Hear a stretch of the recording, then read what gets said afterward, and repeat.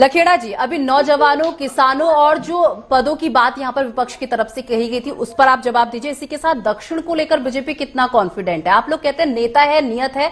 अगर ये सब चीजें हैं आपकी, तो आपको इतनी जनसभाएं करने की क्या जरूरत पड़ रही है? अगर बीजेपी इतनी ही कॉन्फिडेंट रहती है अपनी चीजों के लिए, फिर इतनी तैयारी की क्या जरूरत पड़ रही है बीजेपी को? लखेड़ा जी, जवाब दीजिए।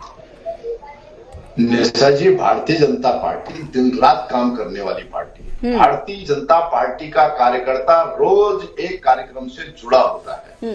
वो कोरोना में भी सड़क पे दिखाई देता है, आपदा में भी सड़क पे दिखाई देता है, त्योहारों में भी सड़क पे दिखाई देता है, जन अभियानों में भी सड़क पे दिखाई देता है, जन जागृति के लिए भी दिखता है। उसी बीच में चुनाव भी हमारे लिए एक पड़ाव होता है।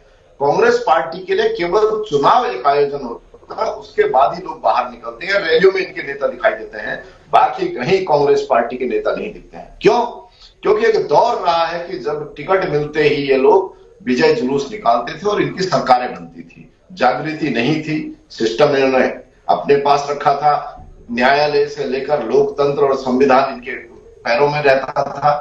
आज लोग जागृत हो गए हैं। हमारे कांग्रेस के प्रवक्ता बोल रहे हैं, एक शौचालय की चर्चा कर रहे हैं, कहीं कील लगाने की चर्चा कर रहे हैं। आप इसी गलफत में रहिए।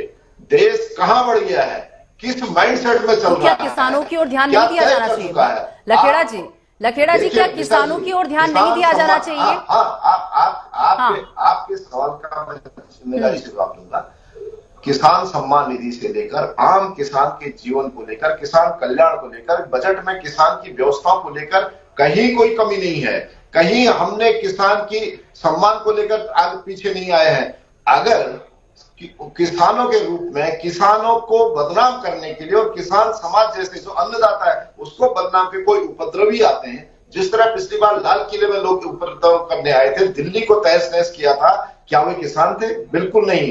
किसानों के साथ, किसानों के रूप में जिस तरह कानून तोड़ा गया था, उन्हीं के लिए सरकार अपना काम करेगी। आम शहरी के लिए, आम नागरिक के जनजीवन को भी सुरक्षित रखना है। किसानों, आर्य भारद्वाज जी आपके पास भी आ रही हूँ।